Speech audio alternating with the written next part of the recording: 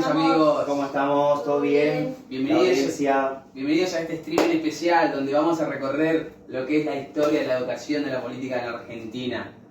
Vamos a tratar de reflexionar sobre los desafíos que todavía nos persisten en la actualidad. ¿Cómo está mi amigo Gastón, Majo? ¿Cómo están? ¿Cómo estamos? ¿Todo Bienvenido bien? a toda la gente que se suma. ¿Cómo estamos? Bienvenidos acá con el mate siempre. Bien, hoy vamos a hablar de que la educación no es un espacio para la transición de los saberes, sino es un campo donde vamos a poner en juego los proyectos donde hay tensiones políticas, donde se habla en la nación y todo eso. Sí, hoy tenemos, acuérdense, también un recorrido histórico por dos leyes importantes. Para mí, no sé para ustedes, o sea, me parece como principal estas leyes, que es la ley 1420, que se acuerdan que fue más o menos en 1884, y la ley Laínez, que es de 1905. Más adelante, te cuento, Diego, no sé, ¿te acordás que teníamos una entrevista con la pedagoga Graciela Frigerio? Ayer hablé con ella. Ayer estuve en videollamada. ¿Viste que están en Europa? Sí. Están en Europa, así que nada, nos invita a pensar si las reformas, sobre las reformas educativas que estamos en esta edición del programa, así que genial. Bien, hoy en el programa, antes de comenzar, vamos a poner el número de teléfono acá abajo, ¿sí? Para que nos manden mensajes nuestros oyentes, la gente que nos está viendo. O la gente que se suma también. Sí, más allá de que acá está al streaming. ¿Cuánto es el número? El número, hoy nos están viendo 180.000 personas en vivo. Estamos Buenísimo. muy bien, estamos más que cuando vino María Becerra. Y el número es 2966-482355. Bien, la pregunta es, hoy en Argentina, ¿son las reformas las que cambian a las escuelas o son las escuelas las que terminan transformando las reformas? Bien, Vamos a estar esperando sus mensajes, Sí. pueden mandarnos audio o escribirnos, así que más tarde lo vamos a sí, al final del programa vamos a... Sí. Bueno, chicos, buenas tardes a la gente, a todos ustedes. Déjenme que quiero comenzar a hablar sobre un segmento que traje, que me parece muy interesante, sobre las leyes. Más que nada, la particular que mencionó antes Gastón, la ley 1420 del año 1884, que fue una de las normas más trascendentes de nuestra historia, porque estableció la educación común, gratuita, obligatoria y laica en la escuela primaria. ¿Están de acuerdo conmigo? Sí. La verdad que sí. ¿Por qué fue tan revolucionaria, dirán ustedes? Porque marcó un antes y un después, donde el Estado se hizo cargo de garantizar la educación de todos los niños en un país atravesado por una fuerte inmigración y la necesidad de construir una identidad nacional. Tal cual. O sea, el objetivo era claro y conciso, que era integrar y formar ciudadanos bajo valores comunes. Más allá de sus origen o religión, también la ley generó una de las polémicas más fuertes del periodo. ¿Qué pasó? La oposición de la Iglesia, que hasta entonces tenía un rol central en esta enseñanza. Exactamente, Gastón, como lo mencionás, esta ley también fue un símbolo del llamado Proyecto Generación del 80, una élite que buscaba modernizar el país a través de la educación, pero que al mismo tiempo definía qué debía enseñarse y qué ciudadanía se debía construir. Los resultados fueron muy rápidos, que a fines del siglo XXI la tasa de alfabetización creció notablemente y la escuela primaria se consolidó como un espacio de integración social. Wow, puede ser que esta ley no solamente organizó la escuela, sino que también representó lo que fue un modelo de país. Sí. Un Estado fuerte, ¿no? Se me viene a la mente cómo logró homogeneizar una sociedad, ¿no? Y puede ser que al principio del programa, Gastón, mencionaste la ley Laínez, ¿puede ser? Sí. Eso tuvo dos efectos principales. O sea, permitió primero llevar la educación a regiones pobres o alejadas, donde las provincias no tenían recursos suficientes. Yo creo que ahí me parece que es el tema de estas escuelas rurales, ¿no? Claro. Que es como que estaban alejados de todo y bueno, no tenían esos recursos como para poder tener esa educación. Eso fue un efecto principal. Muy y después el otro, muy alejado de la sociedad. Tal cual. Y después el otro era, por ejemplo, al mismo tiempo reforzó el centralismo educativo. La nación desde Buenos Aires imponía planes de estudios y controlaba la organización escolar en todo el país, ¿no? Ahora que me lo nombrás, se me viene a la cabeza por ahí los años de estudio y leer que esta ley fue clave para expandir el sistema escolar. No sé si también generó muchas tensiones políticas. Muchas provincias los cuestionaban, ya que decidían que desde el centro lo que pasaba afuera, y sin contemplar también la cultura de las provincias, lo social, lo Claro. económico. Además, consolidó lo que fue la figura del Consejo Nacional de Educación, ya que fue un organismo enorme de poder, porque definía también los contenidos que se daban, nombraban los inspectores de las escuelas, supervisaban lo que fue la implementación de las políticas, incluso en territorios que vos decís, no podés. Disculpa hacerlo. que te interrumpa, Diego, estoy de acuerdo con lo que decís, pero también podemos decir que la ley Lainez también simboliza la tensión entre el deseo de garantizar educación en todo el país y la concentración de poder en manos del Estado Nacional. Sí, totalmente, sí, tal cual. Entonces ya vimos, para darle un foco a esto, ya vimos cómo la ley 1420 y la ley Lainez marcaron nuestro sistema educativo. ¿Cómo fueron hitos? ¿No? Claro, totalmente. Ahora lo que queremos traer es una mirada más actual. Entonces, para eso, como habíamos dicho, tenemos al principio, tenemos con nosotros a Graciela Frigerio. ¿Te acordás que la nombraste? Ayer, como te decía, ayer hablé con ella y me decía que estaba en Europa. Sí, En un antes que, congreso.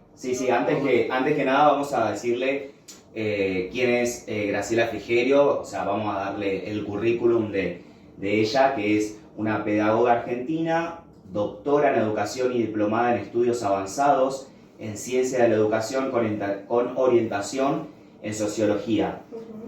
Y nada menos que ambos títulos de la Universidad de París. Así que estamos bien arriba con nuestra entrevista. ¡Ulala!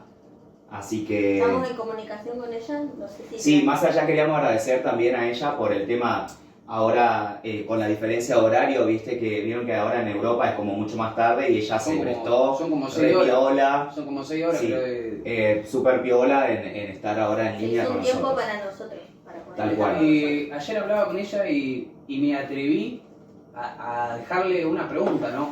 Para que Para iniciar con la... para que nos responda acá en vivo. Claro. Le pregunté, ¿no?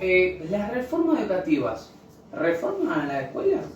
¿O son las escuelas las que reforman las reformas? Acuérdense, la audiencia también, que eso puede mandar por audio, ya está. Ya encontré la Por eso estaba con pregunta el para celular, porque ya empezó como a mandar audios y mensajes. Bueno, Bueno, ahora saludamos vamos. a Graciela. Graciela, ¿estás por ahí? Hola chicos, ¿cómo están? Sí, por acá estoy. Bueno, muchas gracias por la invitación. Como ustedes estaban comentando, sí, me encuentro en Europa. Estoy justamente en un congreso, pero con gusto me conecté, me hice un tiempito para poder charlar un poquito con ustedes. Y bueno, como la pregunta que me hacía ahí Diego, les respondo. Lo que sostengo yo es que las reformas no se aplican de manera mecánica, ¿sí? Sino que cada escuela tiene su historia, su cultura, su forma de organizarse. Cuando llega una reforma, no entra en un terreno vacío, sino que entra en una institución con rutinas, valores y lógicas propias. Yo hablo de la gramática escolar, esas reglas no escritas que definen cómo funciona la escuela en la vida cotidiana, sino una reforma que no logra penetrar esa gramática, ¿sí? Sino que termina disluyéndose. Buenísimo, Graciela. Te quería consultar, acá Majo desde el estudio te habla. Usted también menciona los dobles discursos de las reformas. ¿Podría dar un ejemplo sobre eso? Hola Majo, ¿cómo estás? ¿Cómo te va? Sí, con respecto a lo que menciono de los dobles discursos, me refiero a que muchas veces se habla de equidad, de calidad, de inclusión incluso, pero en la práctica no se generan las condiciones para que esto suceda. Un ejemplo claro es cuando una reforma puede declarar la obligatoriedad de la secundaria, pero si no se invierte en esa infraestructura, en docentes o en las becas para los estudiantes de bajos recursos, esa obligatoriedad queda como en un papel o en la nada misma. Ese desfase que hay entre discurso y realidad lo que genera es desconfianza en las reformas y hasta resistencia por parte de quienes tienen que implementarlas. ¿Se entiende? Bien, Graciela, Majo, la verdad que muy interesante. Ahora me voy a atrever, ¿no?, a hacer una pregunta ¿y qué hace falta para que una reforma educativa realmente transforme las escuelas? Lo que hace falta, Diego, es diálogo y participación. Los docentes, los directivos, los estudiantes y las comunidades deben ser una parte activa en lo que es la reforma. Si no, lo que tenemos son decisiones tomadas desde arriba que después se chocan con las realidades de cada escuela. Las reformas necesitan tiempo y recursos y sobre todo compromiso colectivo, porque si no, eso se convierten en palabras bonitas que nunca se concretan. ¡Wow! Qué buena entrevista! Muchas gracias, Graciela. Gracias, sí, Muchas gracias, Graciela, por tu tiempo. Sabemos que estás en un congreso ya en Europa, así que muy agradecidos por tomarte el tiempo de contestarnos estas preguntas. Y estar con nosotros un ratito. Ojalá que en algún momento puedas visitarnos en el estudio, podamos tenerte acá. Que traiga unos alfajores del free shop. Sí, algo así, sí. Bien. Bueno, gracias, Graciela. Muchas gracias, chicos, por la invitación. La verdad que un placer. Sí, ojalá Majo pueda pasarme por allá, estar con ustedes en el stream. La verdad que un muy lindo programa. Y sí, Diego, prometo llevarles alfajores la próxima vez si los visito. Así que nada, muchas gracias a todos. Nos estamos viendo. ¡Wow! ¡Qué buena entrevista! Sí. Muy buena entrevista, Majo, la verdad que... Muy cálida, Graciela. Sí. Chicos, está bien el agua, ¿no? Sí. Está ahí, ahí va. Está un poco helado. Sí, bueno, hoy vimos cómo la ley 1420 marcó el inicio de un sistema escolar nacional, ¿no? Cómo la ley Lainez reforzó al centralismo educativo y cómo los planteos de Graciela, que acabamos de hablar con ella, nos invitan a repensar qué significa realmente reformar la escuela. Sí, en todos los casos aparecen tensiones. Sí. O sea, está el Estado versus la Iglesia, está la nación versus las Un quilombo, provincias, sí. Discursos versus la práctica escolar, y todos nos llevan a una misma conclusión. La política educativa nunca es neutra, o sea, siempre se refleja un modelo de país, digamos. Parece un Boca River, digamos. Sí. ¿Eh? Algo así, sí, un quilombo mal. La verdad Fuera que todo así. Para finalizarlo, el tema de hoy, para mí fue un streaming muy educativo. Recordar lo que fueron las leyes fue importante para nosotros y nada. Vamos a volver a la pregunta que hicimos. A volver a hacer. Es importante escuchar también las opiniones de Graciela y las opiniones de la gente que también lo vive. Tal cual. ¿No? Que lo vive en carne, por así decirlo. Que la pregunta que hicimos al principio fue, hoy en Argentina, ¿son las reformas las que cambian la escuela o son las escuelas las que terminan transformando las reformas? ¿Les parece que...? Habíamos dejado un número de teléfono en el streaming al principio y nada, ya tenemos algunos mensajes de los oyentes, así que ¿qué les parece si escuchamos? A ver. ¿Les parece? Sí, algunos, porque creo que ya estamos en hora igual también para... Sí, ya estamos. Por lo menos unos tres, por lo menos unos 3 mensajitos, unos 3 audios, estaría bueno. Bien, tenemos el audio de Mariana, que es una docente de primaria de Córdoba, dice. De Córdoba. Córdoba capital. Wow. A ver qué dice Mariana. Es ese. Hola chicos, ¿cómo están?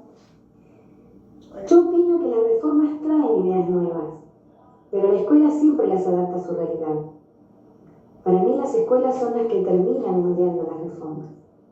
Wow. Muy Profundo. Bien. ¿Quieren que escuchemos ahora a Lucas, estudiante de profesorado en Historia de Buenos Aires? En historia. Buenos Aires. En Historia, un futuro profesor.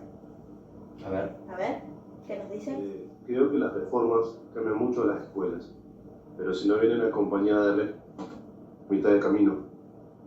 Volver a poner porque se Sí. escuchó. Se cortó, ¿no? Se Creo cortó. que las reformas cambian mucho las escuelas, pero si no vienen acompañadas de recursos, se quedan a mitad de camino. Lo que mencionabas de la ley Lainez. Exacto, sí. Están como todos Relacionados. ¿Uno más? ¿Podemos escuchar uno más? Dale. ¿Podemos Uno escuchar uno más. más? Una. ¿Una más? ¿Quién más? Norma, mamá y ama de casa de Santa Fe. ¡Wow! Santa Fe. Lindo, Saludos. Saludos, Santa Fe. Lo importante es que ni las leyes ni las escuelas olviden a los alumnos, que son quienes más necesitan que la educación funcione. Exactamente. Claro. Estoy de acuerdo con Norma. Totalmente. La verdad que buenos mensajes. Bueno. Es muy importante ver los dos lados de la educación, porque por ahí escuchar a Graciela, que es docente, que estudió. Claro, Lucas también, que es toda la rama, digamos, educativa. Después a Norma, que es una mamá que piensa en la educación para sus para hijos. sus hijos. Totalmente. Bueno, ahí lo tienen, una mirada distinta, pero que todos apuntan hacia lo mismo. Claro, la educación es un terreno como un terreno vivo, donde se cruzan proyectos, realidades y sueños. Tal cual. No, la verdad que chicos, les agradezco por el streaming de hoy. Creo que fue muy educativo, Sí. espectacular la, Espero que la gente igual lo haya disfrutado desde su trabajo, desde su casa, desde donde estén. espectacular tu entrevista, Majo, hoy. La verdad que, nada, chicos, nos vemos el jueves que viene para otro streaming. Así Buenísimo, que chicos. Muchas gracias por Gracias. acompañarnos. Chao, chao. Hasta la próxima.